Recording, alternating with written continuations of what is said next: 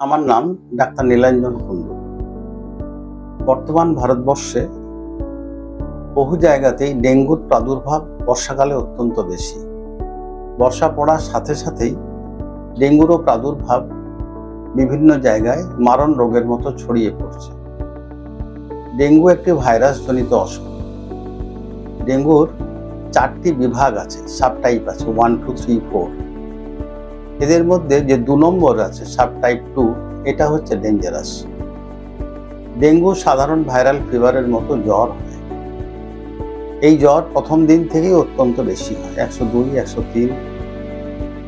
এই যে জ্বর শুধুমাত্র প্যারাসিটামল দিলেই কমানো সম্ভব, কিন্তু যদি কারুকার সাবটাইপ এ তার সাথে সাবটাইপ 2, সাবটাইপ 1 এবং সাবটাইপ 2 একসাথে হয়, তাহলে সেটি মারাত্মক আকার ধারণ করে। সাধারণত 2 থেকে 7 দিন এর জ্বরের স্থায়ী হয়, কিন্তু 4 থেকে 7 দিনের মাথায় এটি ভয়ঙ্কর আকার ধারণ করতে পারে। ডেঙ্গু অবশ্যই একটি মশাবাহিত অসুখ। ইডিস ইজিপ্টি বলে একটি মশা এই রোগের বাহক। কোনো ইনফেক্টেড পেশেন্ট তাকে কামড় দিয়ে যদি আর কাউকে কামড়ায়, তাহলে দ্বিতীয় ব্যক্তির এই রোগের সম্ভাবনা প্রবল।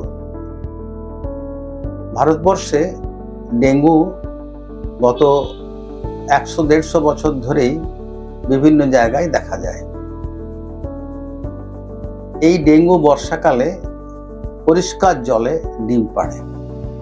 অর্থাৎ বাড়িতে যদি কেউ ফুলের বোতল রাখে, মানি প্ল্যান্টের বোতল রাখে, বা কোনো কারণে যদি ছাদে অথবা বিভিন্ন জায়গায় খোলা পাত্র থাকে, তাহলে বর্ষার জল জমে। এটি পরিষ্কার জল।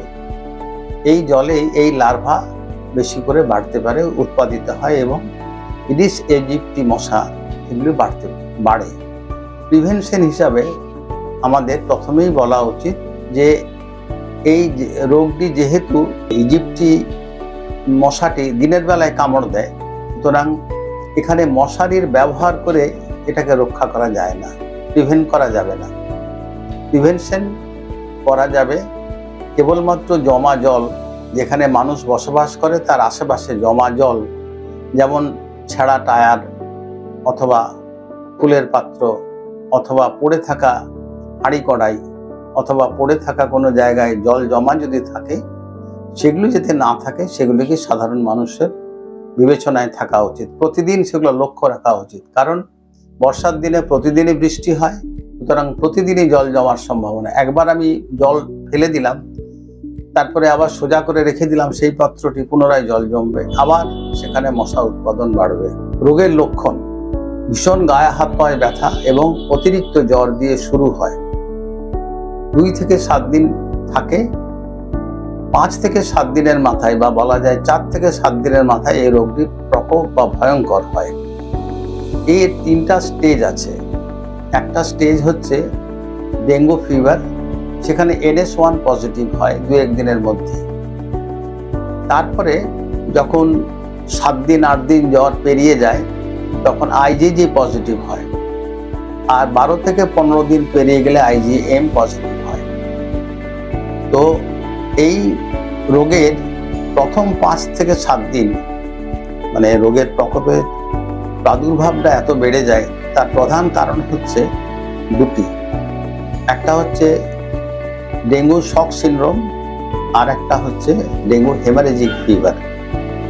ডেঙ্গু হেমারেজিক ফিভার, এটাতে গোটা গায়ে চাকা চাকা দাগের মতো হয়, ম্যাকুলো-প্যাকুলার র্যাশের মতো হয়, এবং বিভিন্ন জায়গার থেকে রক্তক্ষরণ হয়। কারণ আমাদের শরীরের প্লেটলেট কমতে আরম্ভ করে, রক্তে পিসিভি বাড়তে আরম্ভ করে, প্যাক্সেল ভলিউম। সুতরাং আমাদেরকে ওইগুলোকে প্রিভেন্ট করার জন্যে প্রথমে রোগের লক্ষণটাকে দেখতে হবে। যেহেতু এই যে একটা RNA ভাইরাস, এর সরাসরি কোনো চিকিৎসা নেই, কোনো অ্যান্টিবায়োটিক বা কোনো কিছু দিয়েই এটাকে রক্ষা করা যায় না। শক সিনড্রোম অথবা যদি হেমারেজিক ফিভার হয়, ডেঙ্গু হেমারেজিক ফিভার হয়, তাহলে মৃত্যু অবধি ঘটতে পারে। সুতরাং রোগের শেষের দিকের অবস্থায় যখন ডিহাইড্রেশন হয়, ভমিটিং হয়, অসম্ভব হেডেক করে বা গা হাত পা ভীষণ ব্যথা হয়, তখনই প্রথম থেকেই ডাক্তারের আন্ডারে রাখা উচিত, চিকিৎসায় রাখা উচিত। প্যারাসিটামল জ্বর বাড়লে বা গা হাত পায়ে ব্যথা হলে খাওয়া যেতে পারে, কিন্তু এর আলাদা করে কোনো অ্যান্টিবায়োটিক দেওয়া হয় না। আর এর কোনো টিকাও আজ অবধি তৈরি হয়নি, কোনো ভ্যাকসিন, যেহেতু একটি আরএনএ ভাইরাস, কোনো ভ্যাকসিন তৈরি হয়নি। কারো যদি একবার ডেঙ্গু হয়ে ভালো হয়ে ঘরেই থাকে, পুনরায় তার ডেঙ্গু হয় 1 মাস 2 মাসের মাথায়, তাহলে দ্বিতীয়বার সেটি সাংঘাতিক আকার ধারণ করতে পারে, মৃত্যুও হতে পারে। হেমারেজিক শক সিন্ড্রোমে তার প্রধান কারণ হচ্ছে আমাদের শরীরের ব্লাড প্রেশার কমতে আরম্ভ করে, একটা হাইপোভলিমিক শক হয়, কিডনি ফাংশন নষ্ট হয়ে যায়, শ্বাসকষ্ট হয়। সুতরাং এই কতগুলো জিনিস লক্ষ্য রাখলে পর আমাদের ডেঙ্গু থেকে বাঁচা সম্ভব। সাধারণ মানুষকে আমাদের উপদেশ, বর্ষাকালের দিনে কোথাও জমা জল যেন না থাকে প্রতিদিন খেয়াল রাখুন। প্রায় দুবেলাই খেয়াল রাখতে হবে যে জল কোথাও জমছে কিনা। আর ফুলের পাত্রে বা ফুলের জায়গাতে যেখানে আমরা শখ করে ফুল গাছ দিয়ে রেখেছি, সেখানে কোনো জল জমে আছে কিনা।